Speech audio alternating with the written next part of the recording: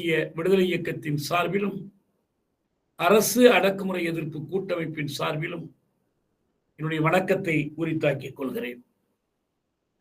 வசந்தத்தின் இடிமுழக்கமாக எழுந்த நக்சல் பாரி, அதன் தொடர்ச்சியாக வந்திருக்கிற இந்திய கம்யூனிஸ்ட் கட்சி, மாவோயிஸ்ட், ஏராளமான தியாகங்களில் வளர்த்தெடுக்கப்பட்ட ஓர் இயக்கம். குருதியினால் இந்த மண்ணில் எழுதப்பட்ட ஒரு வரலாறு. இந்த வரலாற்றில் மீண்டும் ஒருவர் உயிரீகம் செய்திருக்கிறார். தோழர் நம்பல்ல கேசவராவ் என்கிற பசவராஜ். 2018 தொடக்கம் இந்த மே மாதம் 21ஆம் நாள் அரசப்படைகளால் கொலை செய்யப்படுகிற வரைக்கும் அந்த கட்சியின் பொதுச் செயலாளராக திகழ்ந்தவர். அவரை கொன்றதை இந்திய நாட்டினுடைய தலைமை அமைச்சரும் உள்துறை அமைச்சரும் குதூகலத்துடன் வெற்றியாக சொல்லி கொண்டாடுகிறார்கள். பசவராஜ் இறந்ததற்கு பிறகு, ஒரு கொலையுண்டதற்கு பிறகு அடுத்தடுத்து மேலும் சில தோழர்கள் கொலை செய்யப்பட்டிருக்கிறார்கள். ஒரு சில தோழர்கள் தலைப்படுத்தப்பட்டு சிறையில் இருக்கிறார்கள்.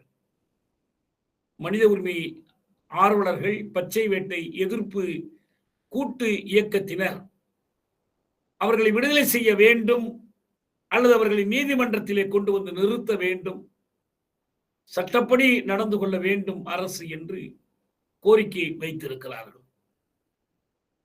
இந்த போரை உடனடியாக நிறுத்தி மாவோயிஸ்ட் தலைமையோடு அரசு பேச்சு நடத்த வேண்டும் என்ற கோரிக்கை வலியுறுத்தப்படுகிறது. மாவோயிஸ்ட் தலைவர்கள் ஒருதரப்பாக போர் நிறுத்தம் அறிவித்து, நாங்களாக எந்த நடவடிக்கையும் எடுக்கப் போவதில்லை, நீங்கள் தாக்கினால் மட்டும் எங்களை தற்காத்துக் கொள்வோம் என்று அறிவித்திருக்கிறார்கள். அனைத்து இந்திய அளவில் இதற்கான ஒரு குழு அமைக்கப்பட்டு அரசிடம் இந்த கோரிக்கை வலியுறுத்தப்படுகிறது. நாமும் இந்த கோரிக்கையை வலியுறுத்துகிறோம். இந்த போர் மாவோயிஸ்டுகளுக்கு எதிரான போர் என்று அரசு நாட்டு மக்களுக்கு சொல்கிறது. மாவோயிஸ்டுகள் தேர்தலிலே போட்டியிடாதவர்கள், வன்முறை அல்லாத வழிமுறைகளில் நம்பிக்கை இல்லாதவர்கள். அவருடைய அந்த வன்முறை இயக்கத்தை ஒடுக்குவதற்காக நாங்கள் மாவோயிஸ்டுகள் மீது இந்த போரை தொடுத்திருக்கிறோம் என்று அரசு கூறுகிறது. பழங்குடி மக்கள் தங்களுடைய வனங்களையும் வாழ்வையும் பாதுகாத்துக் கொள்வதற்காக, இயற்கை வளம் கொள்ளை போவதை தடுப்பதற்காக நடத்தி வருகிற இந்த நீண்ட நெடிய போரில் மாவோயிஸ்டுகள் அவர்களை வழிகாட்டி நிற்கிறார்கள், அவர்களோடு இணைந்து நின்று களம் காண்கிறார்கள் என்பதில் எந்தவித ஐயப்பாடும் இல்லை. இந்திய நாட்டினுடைய இதய பாகமாக இருக்கிற பஸ்தாரிலும், சத்தீஸ்கர், மத்திய பிரதேசம், தெலங்கானா, ஜார்க்கண்ட், ஒரிசா உள்ளிட்ட இந்த தண்டகாரண்ய பகுதி எங்கிலும் செறிந்து மண்ணிலே புதைந்திருக்கிற இயற்கை வளங்களை கொள்ளையிட்டு செல்ல விடாமல் தடுப்பதில், இந்த கொள்ளையை உலகத்திற்கும் நாட்டிற்கும் அம்பலப்படுத்துவதில் மகத்தான தியாகத்தினை மாவோயிஸ்டுகள் புரிந்திருக்கிறார்கள் என்பதில் எந்தவித ஐயப்பாடும் இல்லை. ஆனால் இந்த போர் மாவோயிஸ்டுகளுக்கும் அரசுகளுக்கும் இடையிலான போர் அல்ல. மாவோயிஸ்டுகளை முன்னணியாக கொண்டிருக்கிற பழங்குடி மக்களுக்கும் அரசுக்குமான போர். இந்த பழங்குடிகள் இந்த இயற்கை வளங்களை காப்பதற்கான போராட்டத்தை கிழக்கிந்திய கம்பெனி ஆட்சி வந்த காலத்திலே இருந்து தொடங்கிவிட்டார்கள். அப்போது மாவோ பிறக்கவே இல்லை. இந்த போராட்டத்தினுடைய தொடர்ச்சி தான் இன்றைக்கு இருக்கிற இந்த பழங்குடி மக்களுடைய போராட்டம். இந்த போரில் இயற்கை வளங்களை காப்பதற்காக, தங்களுடைய அமைதி வாழ்வை பாதுகாத்துக் கொள்வதற்காக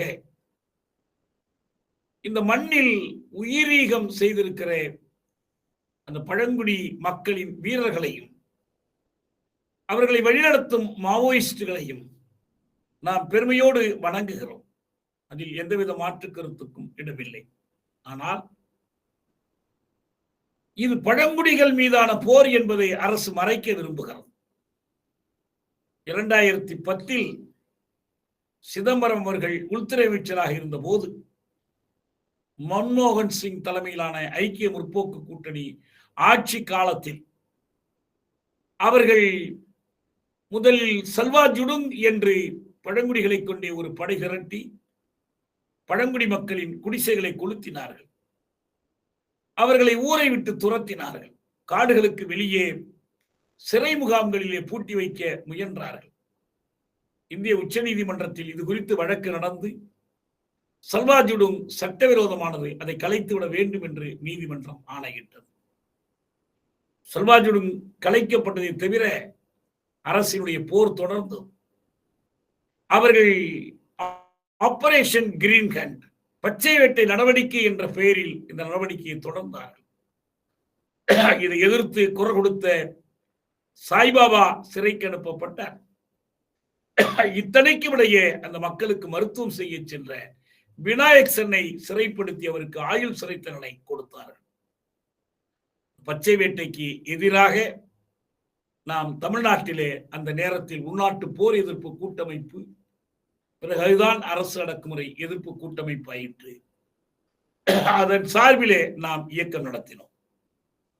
புகழ்பெற்ற எழுத்தாளர் அருந்ததி ராய், பேராசிரியர் சாய்பாபா, காஷ்மீரை சேர்ந்த பேராசிரியர் கீலானி அவர்களையெல்லாம் சென்னையிலே அழைத்து வந்து ஒரு மிகப்பெரிய பொதுக்கூட்டத்தை நாம் நடத்தினோம். இந்த கூட்டத்திலே அருந்ததி ராய் பேசும்போது சொன்னார்கள், மாவோயிஸ்டுகளில் 90 விழுக்காட்டுக்கும் மேற்பட்டவர்கள் பழங்குடிகள். ஆனால் பழங்குடிகளில் 90 விழுக்காட்டுக்கு மேற்பட்டவர்கள் மாவோயிஸ்டுகள் அல்ல. அவர்கள் மாவோயிசத்திற்காகவோ மார்க்சியத்திற்காகவோ அல்ல, தங்களுடைய வாழ்க்கையை பாதுகாத்துக் கொள்வதற்காக போரிட்டு ஈகம் செய்கிறார்கள். இதே பகுதியிலே காந்தியவாதிகள் போராடுகிறார்கள், காந்திய சோசியலிஸ்டுகள் போராடுகிறார்கள், இடதுசாரிகள் போராடுகிறார்கள். வன்முறையிலே நம்பிக்கை இல்லை என்று பெருந்திரளை திரட்டி போராடுகிறவர்களும் போராடி கொண்டிருக்கிறார்கள்.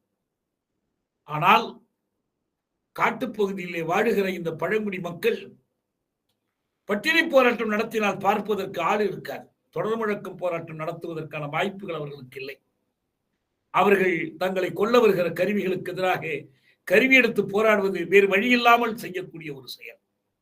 அந்த முறையில்தான் பழங்குடி மக்கள் இந்த போரினை நடத்துகிறார்கள் என்று அவர் சொன்னார்.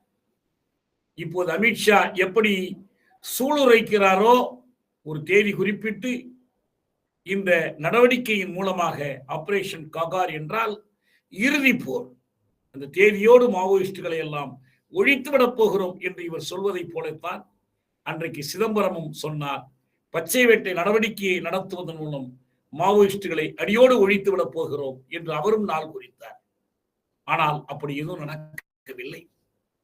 இந்த பழங்குடி மக்கள் நடத்தக்கூடிய இந்த போராட்டத்தை நாடு முழுவதும் ஆதரிக்க வேண்டிய ஒரு தேவை இருக்கிறது. எப்படி தென் அமெரிக்காவில் அமேசான் காடுகளை பாதுகாப்பதற்கான போராட்டம் என்பது பிரேசிலின் போராட்டம் மட்டுமல்ல, தென் அமெரிக்கா, இன்னும் சொல்ல போனால் அமெரிக்க கண்டம் முழுவதற்குமான இயற்கையை பாதுகாப்பதற்கான, மழை வளத்தை பாதுகாப்பதற்கான போராட்டமோ அப்படி ஒரு போராட்டமாகும். 2004 மன்மோகன் சிங் ஆட்சிக்கு வந்த நேரத்தில் மாவோயிஸ்ட் இயக்கம் அல்லது மார்க்சிஸ்ட் லெனினிஸ்ட் மக்கள் யுத்த குழு என்று சொல்லப்படுகிற அந்த அமைப்பு ஆந்திரத்தில், தெலங்கானாவில் மிக கடுமையான அடக்குமுறைக்கு ஆளாகி ஒடுக்கப்பட்ட ஒரு நிலையில் இருந்தது. ஆனால் எப்போது மன்மோகன் சிங் அரசாங்கம் பன்னாட்டு குழுமங்களோடு, வேதாந்தா, பாரதி மிட்டல் போன்ற பல்வேறு உள்நாட்டு வெளிநாட்டு பன்னாட்டு குழுமங்களோடு சேர்ந்து மெமோரண்டம் ஆஃப் அண்டர்ஸ்டாண்டிங் என்று புரிந்துணர்வு உடன்படிக்கைகளை ஏற்படுத்தி நிலக்கரி எடுப்பதற்கு, மற்ற கனிம வளங்களை எடுப்பதற்கு, இரும்புத்தாது எடுப்பதற்கு, ஒரிசாவிலே பாக்சைட் எடுப்பதற்கு என்று ஒப்பந்தங்களை போட இந்த ஒப்பந்தங்களை செயல்படுத்துவதற்காக பழங்குடி மக்கள் மீதான தாக்குதல்கள் தொடங்கிய போது பழங்குடி மக்கள் தங்களை தற்காத்துக் கொள்ளவும், மனத்தை பாதுகாக்கவும், திருப்பி தாக்க வேண்டிய கட்டாயத்திற்கானார்கள். அந்த வழியை மாவோயிஸ்டுகள் அவர்களுக்கு காட்டினார்கள். அந்த முறையில்தான் இந்த போராட்டம் வளர்ந்தது.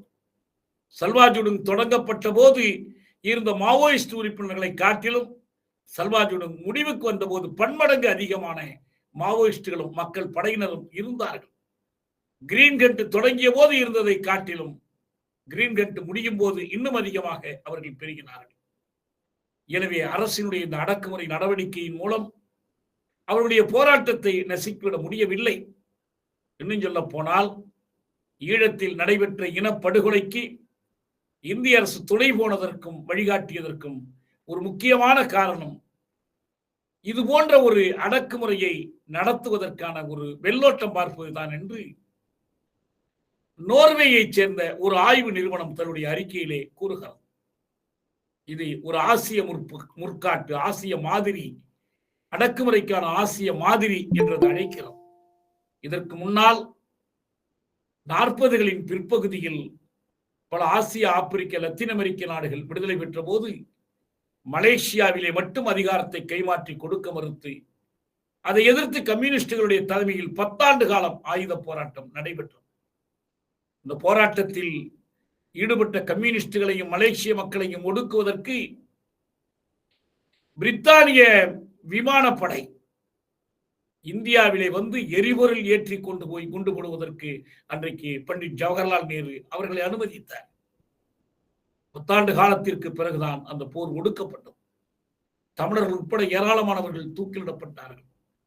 அந்த நேரத்தில் ஜெனரல் கிரீக்ஸ் என்ற ஒரு பிரிட்டிஷ் தளபதி இந்த முறையை கையாண்டார். காடுகளில் இருந்து பழங்குடி மக்களை விரட்டுவது, எல்லையோரத்தில் சிறை முகாம்களை அமைத்து அவர்களை அடைத்து வைப்பது, இந்த முறையினுடைய தொடர்ச்சியாகத்தான் இவை அனைத்தும் நிகழ்கின்றன. ஆனால் நண்பர்களே, இப்போது நடந்து கொண்டிருக்கிற போரில் இந்திய அரசு பயன்படுத்தக்கூடிய கருவிகள் விமானப்படைக்கு, வான்படைக்கு பயன்படுத்தக்கூடிய ஹெலிகாப்டர்கள் பயன்படுத்தப்படுகின்றன.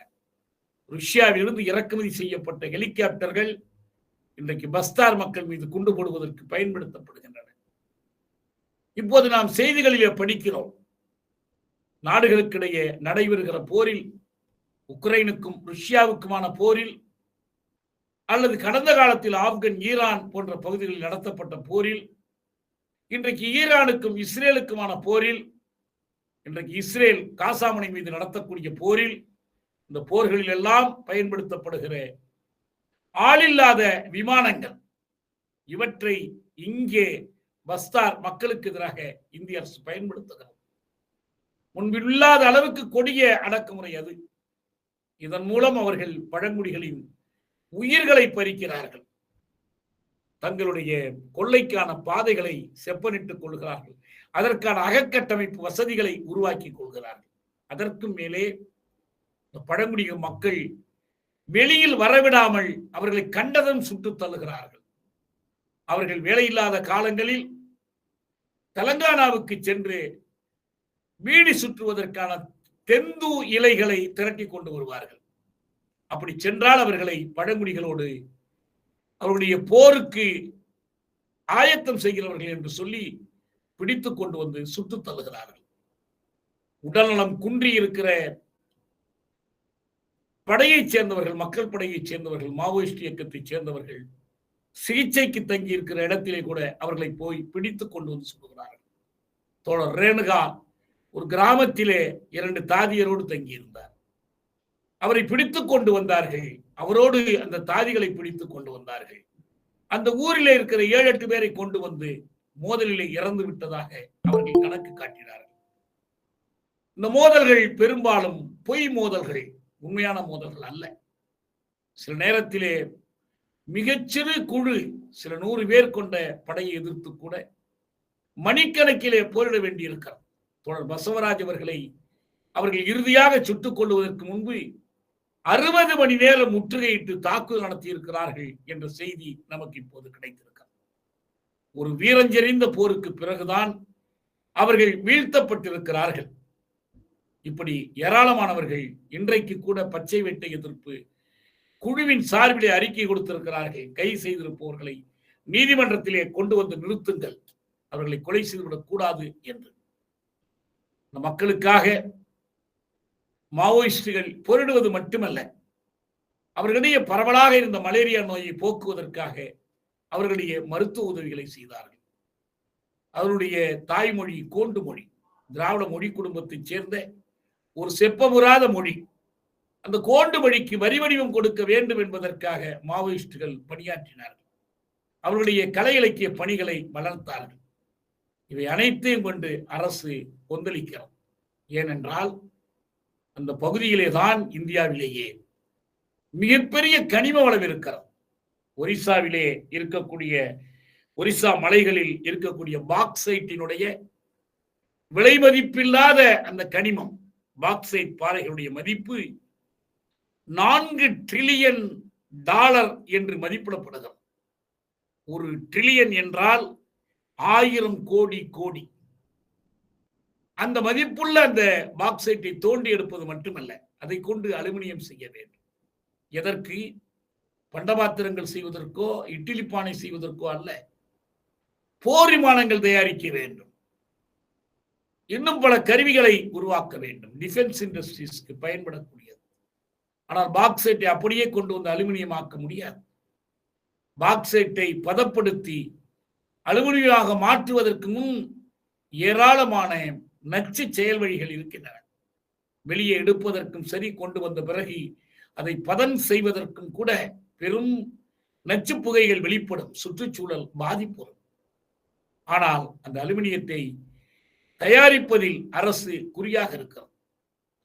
இதில் அரசுக்கு மட்டுமல்ல, இந்த சுரங்கங்கள் பெரும்பாலும் அரசுக்குரியவை அல்ல, இவை தனியாருக்கு தாரை வார்க்கப்பட்டிருக்கின்றன. ஒரு டன் நிலக்கரி அரசுக்கு அதிலிருந்து கிடைக்கக்கூடியது வெறும் அந்த இரும்புத்தாதுவிலிருந்து 24 ரூபாய் அரசுக்கு கிடைக்கும். ஆனால் தோண்டி எடுக்கிற தனியார் குழுமத்துக்கு 5000 ரூபாய் கிடைக்கும். இப்படி பெருங்கொள்ளை நடப்பதற்குத்தான் அரசு துணை போகும். இந்திய அரசு அமைத்திருக்கிற நிதி Aayog, NITI Aayog, national institute for transforming India, நிதி ஆயோக்கினுடைய கடந்த கால தலைவர் அமிதாப் காந்த் சொன்னார், மோடி துணிச்சலான தலைவர், இவ்வளவு துணிச்சலான பிரதமரை இதுவரை நாடு கண்டதில்லை. எப்படி என்றால், இவருடைய துணிச்சலான நடவடிக்கைகளின் காரணத்தினால் 5 சாம்பியன்களை இவர் உருவாக்கி இருக்கிறார். யார் அந்த 5 சாம்பியன்கள்? அதானியும் அம்பானியும் அகர்வாலும் போன்ற 5 சாம்பியன்கள். இவர்கள் உலக பெரும் பணக்காரர்களுடைய வரிசையிலே இடம்பெற்றிருக்கிறார்கள். ஒரு பக்கம் பணமதிப்பு நீக்கம், அதன் மூலமாக ஏழைகள் வஞ்சிக்கப்பட்டார்கள். இன்னொரு பக்கம் பண மதிப்பு ஏற்றம், அதற்கான ஒரு பைப்லைன், மானிட்டைசேஷன் பைப்லைன் என்று உருவாக்கி நாட்டினுடைய பழைய பொதுத்துறை சொத்துக்களை எல்லாம் விற்று, அந்த விற்றது யாரிடம்? இதே பெருங்குழுமங்களிடம், பெரிய முதலாளிகளிடம். அவர்கள் அப்படி விற்று கிடைத்த அந்த பணத்திலே ஒரு பகுதியைத்தான் எலக்ட்ரல் பாண்ட்ஸ் என்ற பெயரிலே அரசுக்கு திருப்பி கொடுத்தார்கள். இன்றைக்கு அவர்களை வளர்த்து விடுவதற்கு இந்த இயற்கை செல்வம் கொள்ளை போய் கொண்டிருக்கிறது. இதனால் பன்னாட்டு இந்திய பெருங்குழுமங்கள் ஆதாயம் அடையுமே தவிர ஏழை எளிய மக்களுக்கு இதனால் எதுவும் கிடைக்காது. இதை தடுப்பது எப்படி?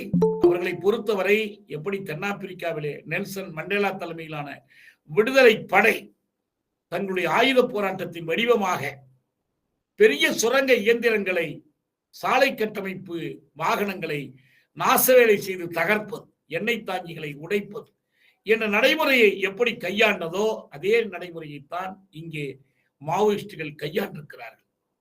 அவர்கள் அப்படி கையாண்டதால் பன்னாட்டு குழுமங்களின் முயற்சி தேங்கி நிற்கிறது. சுரங்கங்களை தொடர முடியாத நிலை, அகக்கட்டமைப்பு வசதிகளை ஏற்படுத்த முடியாத நிலை. எனவேதான் இந்த துணிச்சல்கார நாட்டின் பிரதமர் அவர்களை கொன்றழிப்பது என்ற அந்த துணிச்சலான சாகச முயற்சியிலே ஈடுபட்டிருக்கிறார். அவரோடு அமித்ஷா, அஜித் தோவல் எல்லோரும் சேர்ந்துதான் இந்த கொலை திட்டத்தை வகுத்திருக்கிறார்கள். இந்த நாட்டின் சட்ட திட்டங்களுக்கு உட்பட்டதா என்று நாம் கேட்க விரும்புகிறோம். 80ஆம் ஆண்டில் இங்கே மன பாதுகாப்பு சட்டம் இயற்றப்பட்டது. 2006ஆம் ஆண்டில் மன உரிமை சட்டம் இயற்றப்பட்டது. இந்திய அரசமைப்பு சட்டத்தில் பட்டியலின சாதிகளைப் போல பட்டியலின பழங்குடிகள், ST என்ற தனிப்பிரிவு, அதனுடைய வளர்ச்சிக்கான, முன்னேற்றத்திற்கான உரிமைகள் எல்லாம் இடம்பெறுகின்றன. அரசமைப்பு சட்டத்தினுடைய 5வது அட்டவணை, 6வது அட்டவணை, அட்டவணை பகுதிகளையும் அட்டவணை பழங்குடிகளையும் அவர்களது நலனை மேம்படுத்துவதற்கான வழிகளையும் கூறுகிறோம். இன்றைக்கு இருக்கிற வன உரிமை சட்டத்தின்படி ஒரு பகுதியிலே போய் நீங்கள் சுரங்கம் தோண்ட வேண்டும் என்று சொன்னால் ஊர்க்கூட்டம் நடத்தி அந்த ஊர் மக்களின் அனுமதியை பெற வேண்டும். ஆனால் அதற்கான நிலையே இன்றைக்கு இல்லை. எந்த சட்டத்தையும் இந்த அரசு மதிப்பதில்லை. எப்படி கைது செய்யப்படுகிறவர்களை சட்டப்படி நீதிமன்றத்திலே கொண்டு போய் நிறுத்தாமல் சித்திரவதை செய்து மோதல் என்ற பெயரிலே கொலை செய்கிறார்களோ அதே போலத்தான் எந்த சட்ட திட்டத்தையும் மதிக்காமல் புவித்தாயின் வயிற்றை கிழித்து அந்த செல்வங்களை வெளியே இழுக்கிறார்கள். இதனால் ஏற்படுகிற அழிவு அந்த மக்களுக்கு மட்டுமல்ல, எல்லோருக்கும் ஏற்படக்கூடிய அழிவு. இன்றைக்கு உலகெங்கும் போர் நடக்கிற இடங்களில் பார்த்தால் இந்த இயற்கை செல்வ கொள்ளை முதல் நோக்கமாக நிற்கிறது. உக்ரைன் அதிபர் ஜெலன்ஸ்கி புதிய அதிபர் ட்ரம்பை சந்தித்த போது அவர்கள் 2 பேரும் போட்டுக் கொண்ட சண்டையை நீங்கள் பார்த்திருக்கலாம். ட்ரம்ப் என்ன சொன்னார்? ருஷ்ய வல்லரசுக்கு எதிராக இந்த போரை நடத்துவதற்கு உனக்கு ஆயுதங்களை எல்லாம் நாங்கள் தான் கொடுத்திருக்கிறோம், ட்ரோன் கொடுத்திருக்கிறோம், வெடிமருந்து கொடுத்திருக்கிறோம். இதற்கு பதில் நீ என்ன செய்ய வேண்டும் தெரியுமா? உக்ரைன் மண்ணிலே புதைந்து இருக்கிற அரிய கனிம செல்வத்தில் 50 விழுக்காட்டை அமெரிக்காவுக்கு கொடுத்து விட வேண்டும். இதைத்தான் அவர்கள் கேட்டார்கள். இஸ்ரேல் பாலஸ்தீனர்களுக்கு எதிராக நடத்தி கொண்டிருக்கிற இனக்கொலை போருக்கு பின்னணி மத்திய கிழக்கு மேற்காசியாவினுடைய அந்த எண்ணெய் வளம் தான்.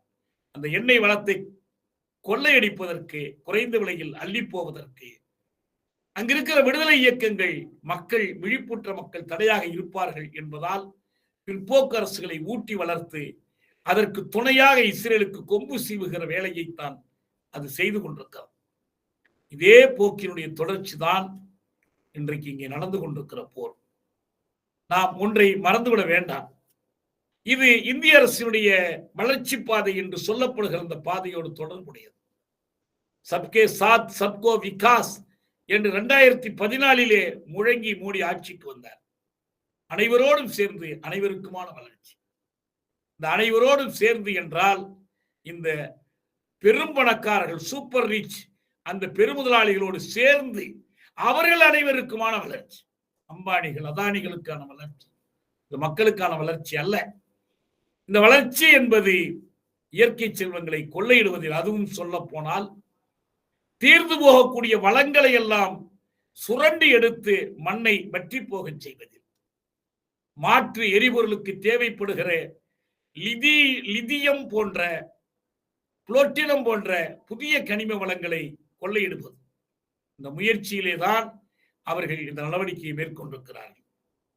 வளர்ச்சியை யாரும் வேண்டாம் என்று சொல்லவில்லை. ஆனால் அந்த மகிழ்ச்சி நீதியான வளர்ச்சியாக இருக்க வேண்டும், நிகழ்மை கொண்ட வளர்ச்சியாக இருக்க வேண்டும், அனைத்து மக்களுக்கும் துணை போகிற வளர்ச்சியாக இருக்க வேண்டும்.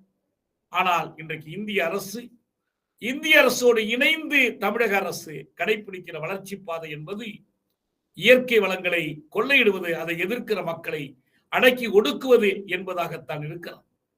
இந்திய அரசு அமிர்த் கால், இது பொற்காலம். இந்த பொற்காலத்தில் நாங்கள் இந்த 47ஆம் ஆண்டு வருவதற்குள் $5 டிரில்லியன் பொருளாதாரமாக இந்திய பொருளாதாரத்தை மாற்றுவோம் என்று சொல்கிறது. இதனுடைய பொருள் என்ன?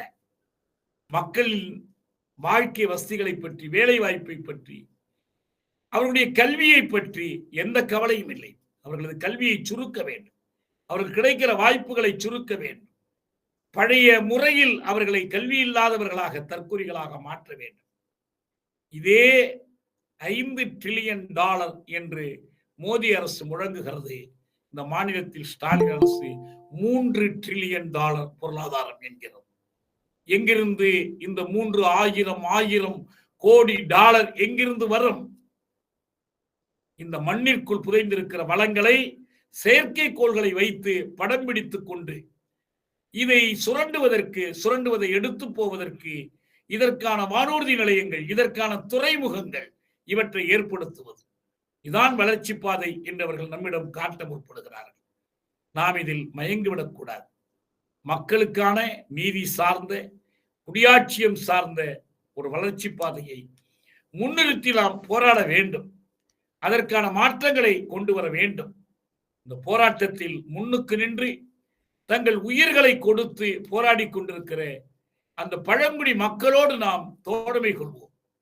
அவர்களை வழிநடத்துகிற மாவோயிஸ்டுகளுக்கு நம்முடைய வீர வணக்கத்தை உரித்தாக்குவோம்.